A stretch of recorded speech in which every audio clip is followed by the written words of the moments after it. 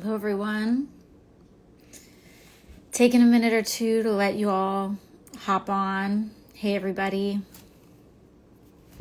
It's Alexandria here, Alex. Hope y'all are hanging in there. I would ask how you're doing, but I think a lot of us, especially, I kind of posted something similar to that question in my Q&As earlier, and a lot of people are feeling very similar things. People, like you said, feel free to drop how you're feeling in the chat. A lot of people saying they're not okay. Hey, heartbroken. A lot of people are scared. And just want to hop on, and I want to talk with you all about a lot of different things. And about, where we move forward from here, what we've just experienced, what our thoughts on this are, and what's next for all of us ahead. I guess I'll start with a little bit of the lay of the land here. Linda Sarsour saying, we got this. That's right. We do. We have no choice. And I'll get to that in a minute. But very quickly here, lay of the land. As we know, Donald Trump won the presidency. Vice President Harris conceded the race today. She called President-elect Trump to concede the race personally and underscored the importance of a peaceful transition of power, and that she was committed to that. And also underscored the importance and the truth that we do not pledge to any individual or any office, but we pledge our oaths to the Constitution of the United States. Now, in terms of everything else, as we know, Donald Trump won the presidency. Republican Party has won the Senate. And the U.S. House of Representatives has still not been called. As of this morning, I believe there were over 50 races that were still outstanding. So neither party has officially declared or has been officially declared as having the House majority. For a lot of people who are asking functional questions about what can we do, a lot hinges on what happens in the House of Representatives and control of the U.S. House of Representatives. If Democrats control the House, that gives a slight ledge to resist and prevent some of the worst legislative proposals from going through. For example, in contrast, if Republicans win majority of the House, they have discussed passing a national abortion ban. And there would be, if they have the votes for it as a party legislatively, there would be very little we could do to stop it, since they would have the House majority, the Senate majority, and a President Trump that would potentially be willing to sign that into law. As I've discussed on the campaign trail, a national abortion ban would prevail over any state law. So you are not protected if you are in California or New York or a blue state that has abortion rights.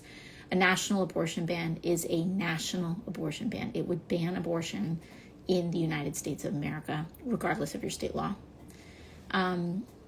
So that is just one of many different types of legislative provisions that control of the House really has a lot of influence over. I believe right now that Democrats are looking to be competitive. We have a shot at getting control of the House of Representatives. which would block some of the most heinous legislative proposals that would have to pass through the House, Senate, and presidency. On this note, I actually think when we talk about what needs to be done and how we look ahead,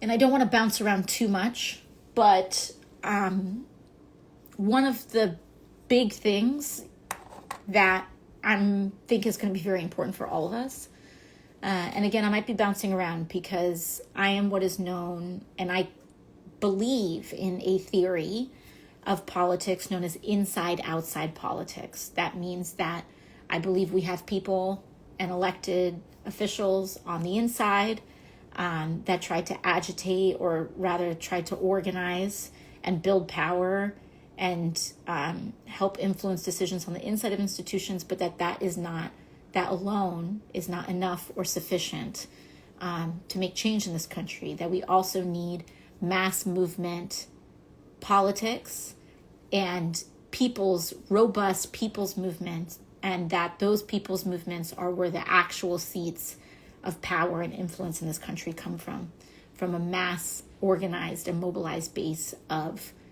working people. And so on an outside perspective, there are a lot of things that we have to do ahead of us. One of those things, I believe, is something known as programs of political education that can go from the most basic to more complex. But we need to learn a lot. We need to build a base of knowledge among ourselves and people that we know. A lot of people may not know how laws are passed or how governance works, and that's okay, but it's very important that we start to learn.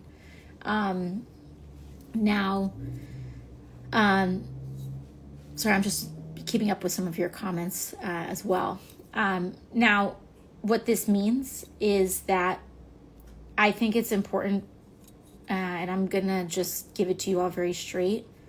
This is going to be a very, very, very, very challenging, difficult time. We can use the next several months to prepare as best as we can. Trump would be inaugurated around January 20th or so. And we can use this time to prepare as best as we can for what is going to be a very challenging and very difficult time for millions of people in this country. A lot of people have asked me that, is Trump actually going to do the things that he said he's going to do?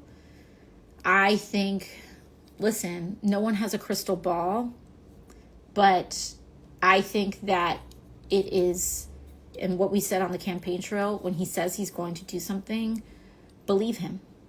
I believe just today, his press secretary confirmed his commitment to mass deportations beginning, the day or day after of his presidency.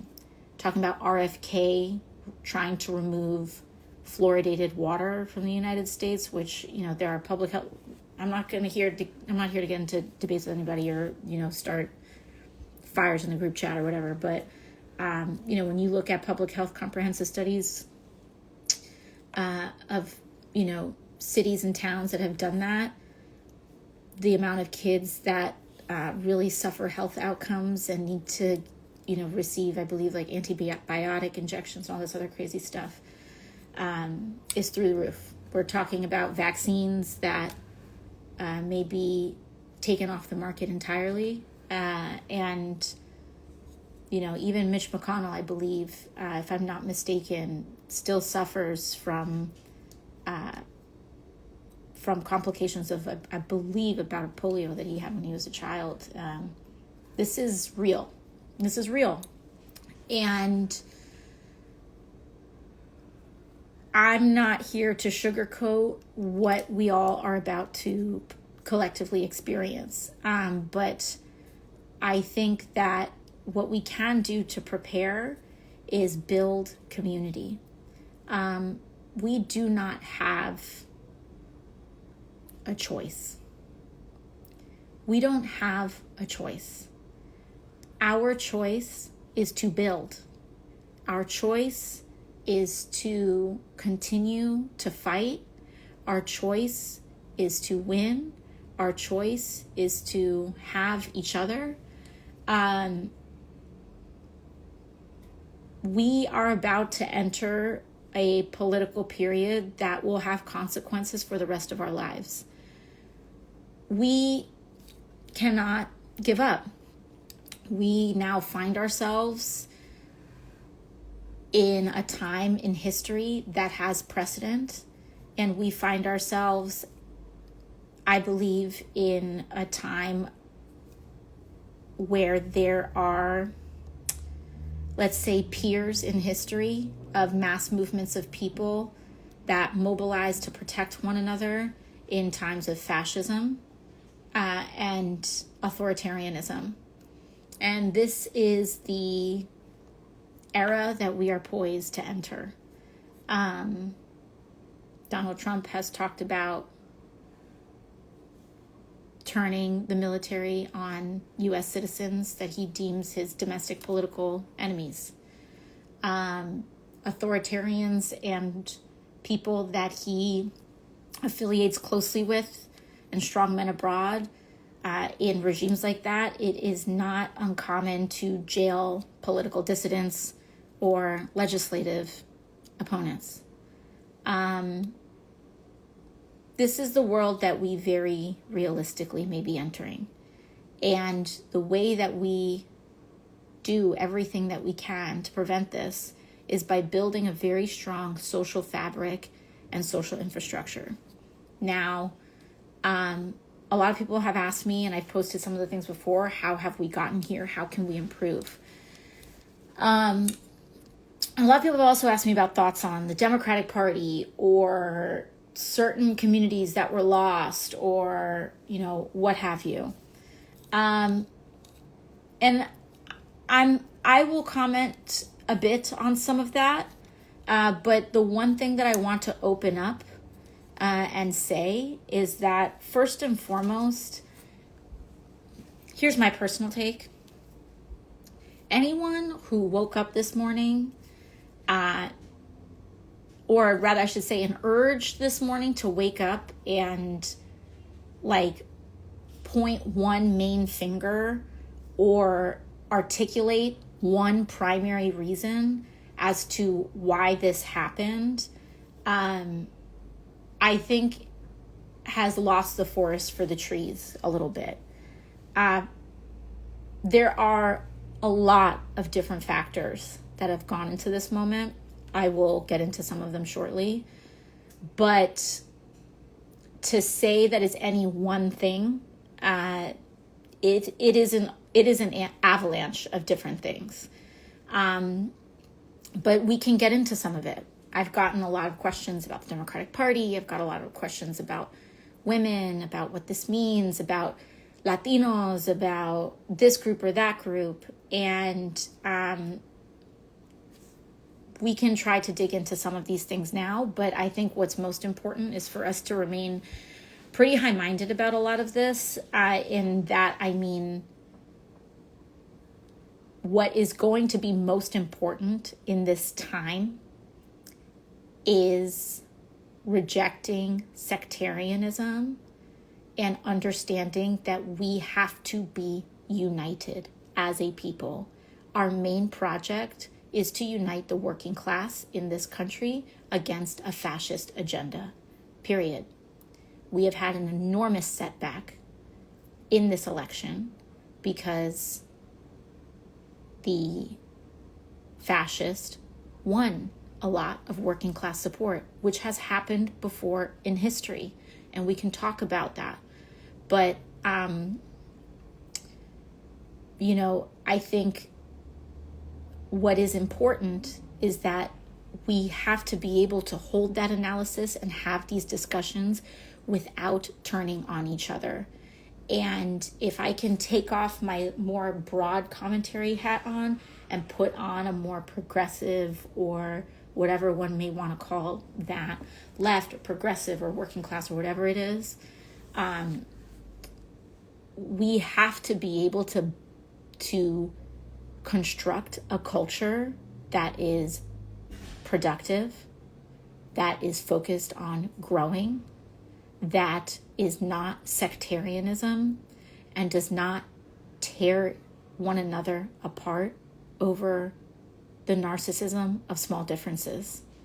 We will remain marginal and small and incapable of confronting the challenges ahead of us if we cannot learn to hold difference and understand and be able to distinguish an ally from an opponent. And that has been a challenge up to this point. And we will not survive if we cannot grow past that. Now, I think that when it comes to the Democratic Party, one of the big questions that we've seen is like, what has happened with the Democratic Party and the working class? And I think that it's, to me, from my vantage point, I think I see a lot of what's happened. I was a waitress right up until I got elected to Congress. This was not a cute summer job that I had as a teenager, and then I did some jobs, and then I got elected to Congress years later. I went from wiping down a bar and walking behind it to walking into the halls of Congress. And the reason I did that and the reason I ran was not because I was running against a Republican. It's because I ran against a Democrat that I did not believe centered families or communities like mine, or saw the pain of people like me. And a lot of what I saw at that time was a Democrat that only ran against Trump and did not support a vision that, with clarity, that spoke to my material reality. And I got to a point as a waitress where I felt like if my member of Congress wouldn't support a $15 minimum wage and say it with their full chest with clarity like that, then I would. And again, I'm not speaking for every single district or every single person. I am recounting the story of what happened in my life. I felt like if my representative from a deep blue seat could not fight for my right to have health care unequivocally, then I would fight for my right to have health care and for my community's right to have health care guaranteed unequivocally. I, at the time, was represented by, or felt like our representation took a lot of corporate money, a lot of lobbyist money, and answered more to the people and the class that they raised money from than the people who voted for them. And I ran for office to change that. Now, I'm not here to, I think there's two important things to communicate here. A party loses and another party wins. And I think it's important to also state here that Kamala Harris was given an assignment that no other person in American history was given, to construct a presidential campaign in 90 to 100 days with absolutely no expectation or anticipation that she would be called to that assignment and have to deliver the country from an enormous fascist threat that had already been campaigning and priming the pump for essentially 8 years. So any observations that I raise, I believe have to do with longer term trends around our party and what we can do to improve and get back to our roots as champions of the working class. And this is not, none of this is meant to be constructed at her. A lot of times I think people try to erase one criticism for another. Oh, it wasn't this, it wasn't that. But the fact of the matter is, you know, this race may not have been decided by any one individual factor, but misogyny is very, very real in this country. As another widely known woman of color in office, you know, I knew that sexism and racism were real, but it was not until I got subjected to a national stage that I actually was shocked at how bad it is. You know, you grow up with it, but there is something about being on the receiving line or just nationally exposed to millions of eyeballs at once that you feel that fire hose and you actually understand how deeply ingrained it is. And it is not partisan. It transcends politics. And that's a hard pill for a lot of people to swallow, that misogyny can exist in left spaces, in right spaces, in center spaces. It's not a moral thing. It is how we are raised in cultures that program this in us. And it's very real and it's very, very deep. And when we look at races within margins, all of these things add up. They're not replacements or competing explanations with one another. If Kamala Harris was Tom Harris, we may have a different result today. I don't know. And so it is impossible to try to engage again in a sectarianism of explanation. These are all factors that I think is important for us to keep in mind at once. But again, I think that when it comes to Democrats losing the working class, I find, and I take issue sometimes with people saying, oh, the quote unquote left is the reason why this is happening, or like the quote unquote wokeism is why this is happening. I actually think it's the fact that people can't feed their kids, that Medicaid doesn't pay enough, that their Social Security check doesn't pay their rent, that housing is skyrocketing, that groceries are insane, and that structurally a party that relies on the financial backing, and again, this is an area where there's disagreement within my party. I'm not here to start a war about it. I've been very clear about what my assessment has been since the time I entered office. To me, a party that relies on big money, and this is not just Democrats, our entire system relies on big money. And before people say that it's only Democrats that rely on this, just understand that Donald Trump personally thanked Elon Musk, a billionaire, for delivering him the presidency. Donald Trump works for Elon Musk. He works for Jeff Bezos. He works for the oil execs. That's what he does, okay? Our entire system is consumed by big money, by billionaires, by lobbyists. Where it is complicated for Democrats is that we are supposed to champion the working class. And when you have a system financed by big money, who exerts a lot of interest to get you to not check the power of concentrated wealth, then you can't deliver on those promises. When you have billionaires, for example, who are cutting very big checks on one hand, and then with the other hand, publicly threatening the current federal trade commission chair, and essentially saying she's got to go, that does not allow us that puts us in a bind. No, like structurally, that is a bind.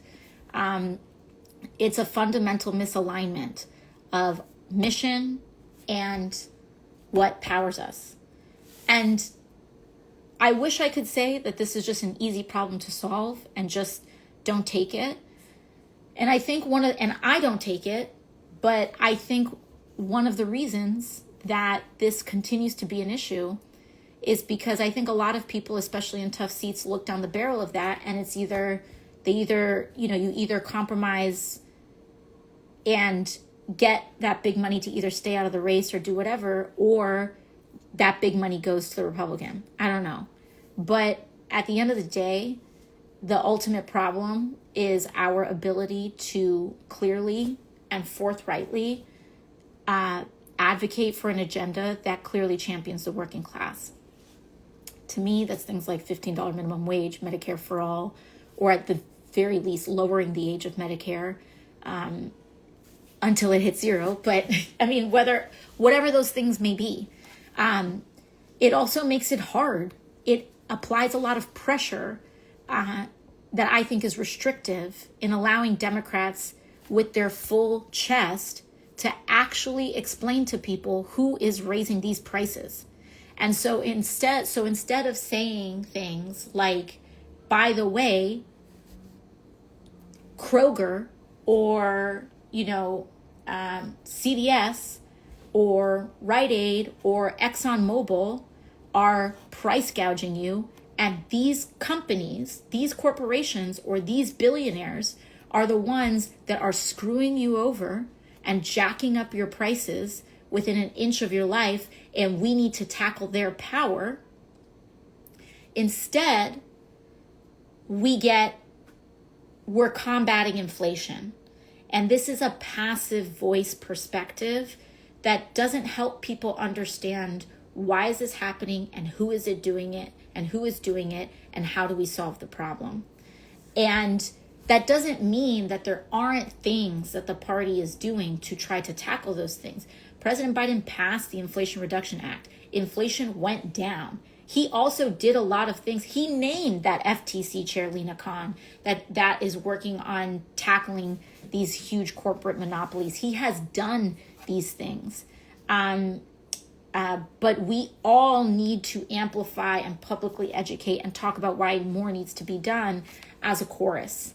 And so that is like, these are some of the structural contradictions, in my view, that make it challenging for us to speak in clear terms. Because when it's actually time to do the policy work, it is a very wide coalition of Democrats. And they'll say, well, we don't want to say 15, or let's not say Medicare for all, and so you get like all these different kinds of messages. Meanwhile, on the other hand, you get Donald Trump that says just like no tax on tips or no tax on Social Security. And it doesn't matter that he's lying. He's saying the thing clearly, and it then puts you on a back foot because people don't really understand, or it becomes this mealy-mouthed explanation of, well, you need the House to do that, and the Republican Party platform doesn't really have that. They won't have the votes to do it, so he's just saying it because he knows it's not going to work. He's saying it. And so I think that, these are huge things to have to contend with. And having a concise platform that actually materially and powerfully articulates the change that people can expect, that is not in a generalized way of prices are going to go down or inflation is going to be tackled, but moreover, we will raise the minimum wage. And again, Vice President Harris did that. She did that. And she ran a campaign and she was tasked with an assignment that was nearly impossible.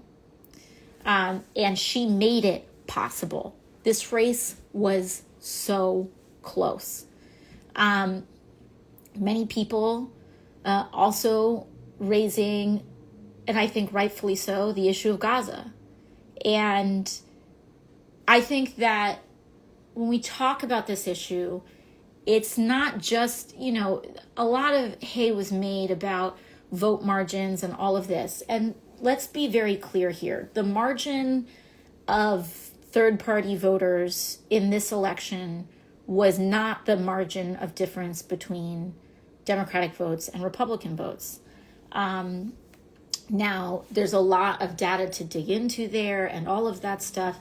But I actually think a lot of people in the movement understood the stakes and the assignment. And you may have had a very small degree of third-party voters, but ultimately, I do think that the majority of people understood the difference between Kamala Harris and Donald Trump and the stakes of that. And it may not have felt good, and people may not have enjoyed it or felt supportive of the platform, but they understood the stakes. And so I don't believe in scapegoating this. However, I also think it is important to note that the landscape of Gaza and the horrors of what was happening made organizing very difficult, needless to say. I think that for some of the most prolific organizers in this country are activists and activist communities, and having to contend with what most, I would argue, almost most of a strong activist organizing, mobilizing base, and many who lead that base consider a genocide. I don't think whether that is again, the horrors of everything that's going on. And again, I'm not even trying to open an argument here, but the horrors and the pain and all of it from October 7th through today, through the hostages, all of it, the lack of resolution, the lack of conclusion, the fact that Netanyahu dragged this out and just lapped the Biden administration at every turn, very much dampened and complicated and added a tremendous amount of static to organizing momentum and capacity throughout the entire year. Whether people like that or not, it is, in my view, an important part of the landscape of what was going on.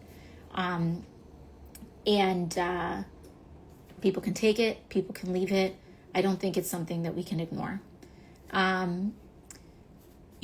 There's other issues too. Our media, and here's the one that I think is the most important. At the end of the day, and I alluded to this earlier, our entire political apparatus has been captured by a billionaire class. It's been captured by a corporate class and a billionaire class. Jeff Bezos owns the Washington Post, and that billionaire class went fully mask off, and the plutocracy in this country went fully mask off this cycle. Jeff Bezos owns the Washington Post. He pressured the Post into not making an endorsement, a presidential endorsement this year. It doesn't matter if that is influential or not in how a person votes or what have you. What matters is that we can now dispense ourselves of the myth that a handful of people in this country are deeply and profoundly manipulating our democracy to their own self-interest.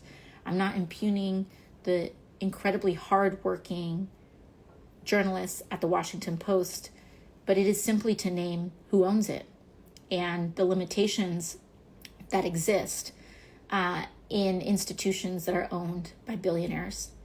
Elon Musk took over Twitter, which was a large space of conversation, and and organizing.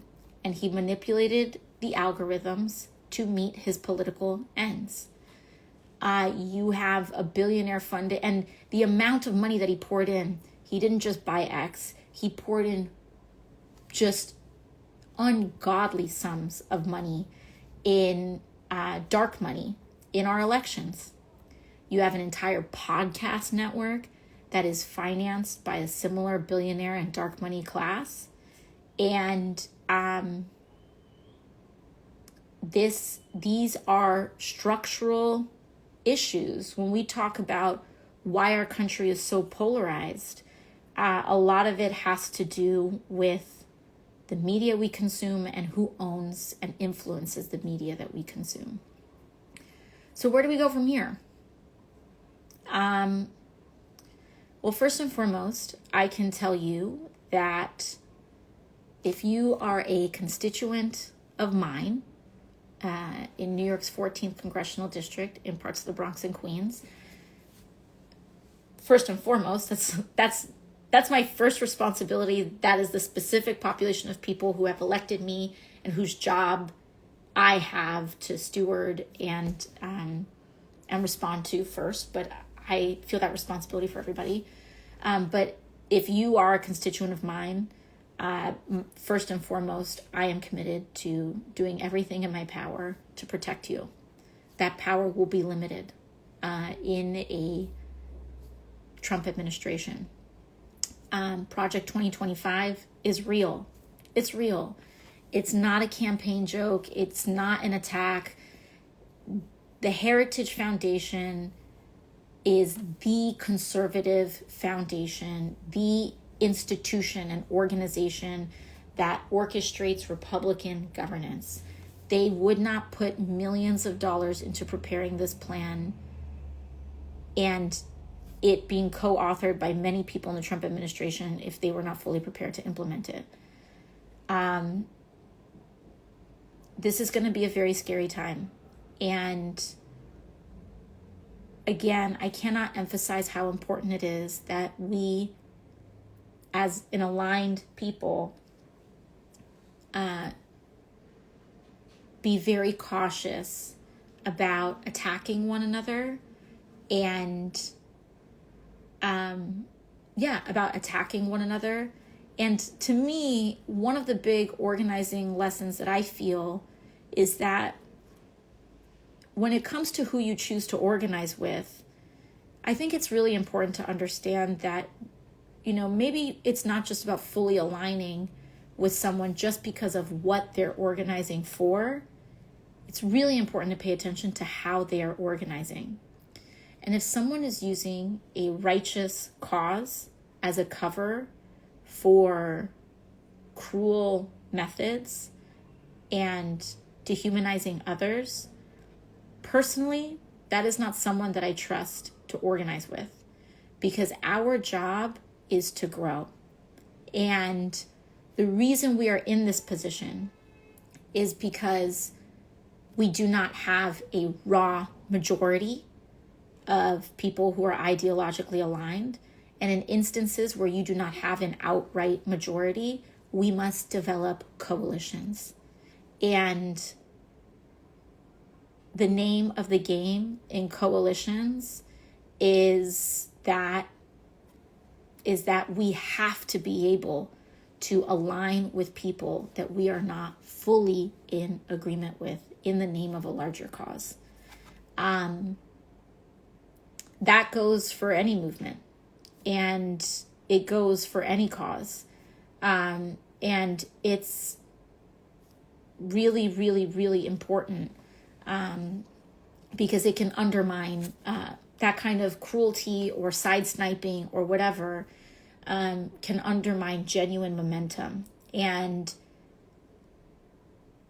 I think it's important to also understand that these folks, there's a history in this country of powerful people bankrolling disruptors in people's movements. And instead of diminishing what a person is fighting for, I think it's just important that we build together alongside people who are centering humanity in how they are organizing, in addition to what they're organizing for. In terms of communities and turnout for them, first and foremost, there's a couple different realities for us to contend with at the same time. I do think it's important to recognize that the Black electorate, first of all, Black voters, I believe, remain one of the most prescient voting bloc in the United States, point blank, period. And we see that bear out in our numbers. That being said, very often there's a lot of ink spilled before and after elections about Black men, Latinos, people of color, etc. And we can dig into the fine points of where places eroded support and not, but we should be very clear that people of color voted for Kamala Harris in majorities. There's always this thing after a cycle, especially if there's any diminishment, to blame communities that overwhelmingly and majority vote for Democrats. When that vote diminishes slightly, instead of us really taking a look at what is happening with for example, white electorate that only votes 17% for the Democrat. And it is, it's really interesting to me because when it's time to govern, those communities get so centered and their concerns get so centered, and it's like nothing we do sometimes can win these electorates over. And I'm not here to dismiss it, but we need to really dig into some of those reasons. And we should not use communities that are part of the Democratic coalition as scapegoats for other communities that have not been voting with the Democratic coalition. We need to separate these things. I'm not saying that we're going to gloss over what has happened here, but I think a big part of what has happened here is the erosion of a working class agenda and articulating a working class agenda. And when you add that in the context of racism in this country, and when you add that in the context of misogyny in this country, you get a perfect storm of what I think we witnessed last night. It's not,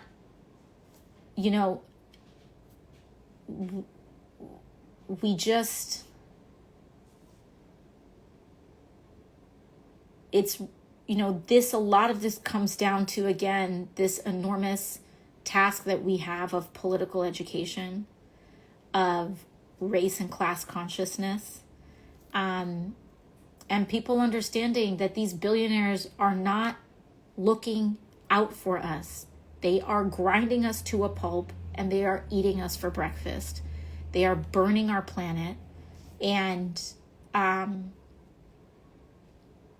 just want you all to know that in terms of what guided and has guided me over the last year,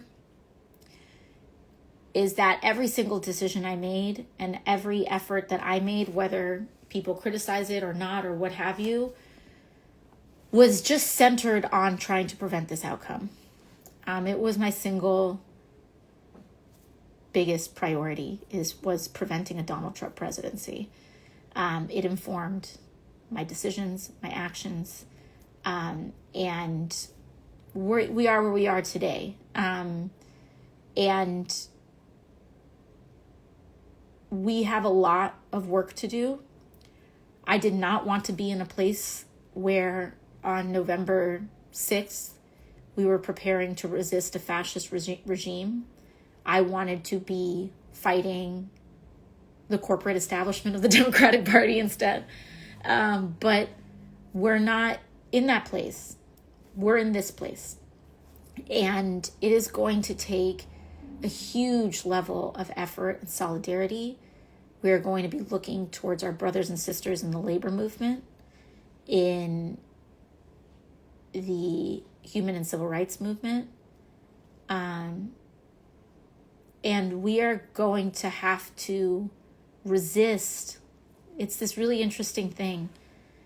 Resist this confluence of, like, first of all, I've never ascribed to this idea, and I know this is going to upset people, but genuinely, when I came to politics, it was not about trying to articulate to the world about what being a quote unquote leftist is. I always considered myself as running from the bottom. That this is not about left and right, but that this is about top and bottom, and that we have to run from the bottom up.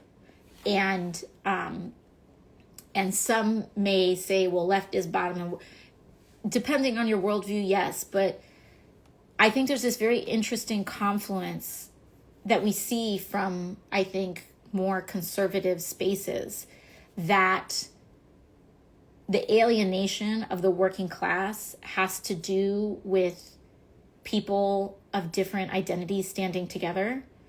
And to me, the alienation of, and like this idea of like wokeism, but to me, the alienation, the Democratic Party's alienation of the working class has to do with the fact that we haven't been able to deliver on a $15 minimum wage, etc., for many different reasons. And we have to put those demands front and center in order to do that. And we shouldn't be afraid to fight for what we believe in. And we shouldn't be afraid to fight, period. But I'm not here to say that we've got all of the answers. A lot of things that people are scared about, a national abortion ban, that would require House control, but dismantling the Department of Education, all of these things. Trump is an autocrat, and we are in a much worse position now than we were when he was last president, because he is much more prepared. And he is much more competent, and he knows what mistakes he made last time. And so we're poised to enter a much darker, much scarier time whose consequences we will be living with for the rest of our lives. Even just from a climate perspective. I wish I could say that we could undo all of the damage that we are about to, or we are poised to endure, but there's some things we will not recover from. We will not recover from blowing past 1.5 degrees centigrade or 2 degrees centigrade of warming. And we will live with the consequences of that for the rest of our lives. And I'm sorry to say that, but it is true. There are other things that we can fight for, and we will have to fight for. But I just want you all to know that as long as I'm here, I will be fighting alongside with you. And this just happened yesterday. I don't have marching orders for you right now. My marching orders would basically be to find your safe network of people, to find your pod, to find your community. We have to do a lot of community building. And by that, I don't just mean organizing politically. I mean active community building. We are in a position where the isolation of a capitalist system, the isolation produced by COVID, just where we are as a society, people working 4 jobs, 3-4 jobs to make ends meet. We do not have community. And believe it or not, community, whether it's your church or mosque or temple, whether it's a knitting group, whether it's, your dinner circle, building that community is actually far more transformative and far more important than you may realize. And people may dismiss it, and people may think that it's silly or frivolous. It is not. I guarantee you it is not. And we are in a time where people finding their friends and finding their circle is a challenge. If you don't have your group that is close to you, you are probably in a similar boat as so many Americans right now. It's a big reason why we're here as a country in this place. And so we can commit ourselves to making the smallest communities as we can around ourselves. If you don't know your neighbor, it's time to know your neighbor. Or if you have a coworker that you think you're cool with or whatever, it's time to get to know that person. And it's time to get to know the people that we will be relying on to protect and to protect each other.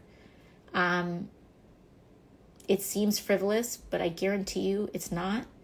And creating community around you is one of the strongest, most powerful, and also one of the most radical things you can do in an environment like this. So for those who are small blue dots in big red areas, I want you to know that we're thinking of you, and we can start to generate some of that community. And sometimes even just being in community with, or small moments of humanity with people who are not like-minded with you, are sometimes of very odd little things that can help them change their mind. I'm not saying that we're here to do all of that work, but we have a long road ahead of us. And just want to say I love you all. And this is going to be very hard. And we're going to have to get through it together. But we don't have a choice. We don't have a choice. We have no choice but to live and be in the times that we have been called to live in, and to make it better one day at a time, one choice at a time. Never, ever, ever think that any choice or any act of yours is too small. It isn't. And regimes and autocracies are taken down by millions of drops of small actions that would otherwise be invisible by masses of people. So I look forward to doing this work with you all. And this is the assignment that we have ahead of us. We'll probably be doing a couple more of these ahead. Bye, y'all.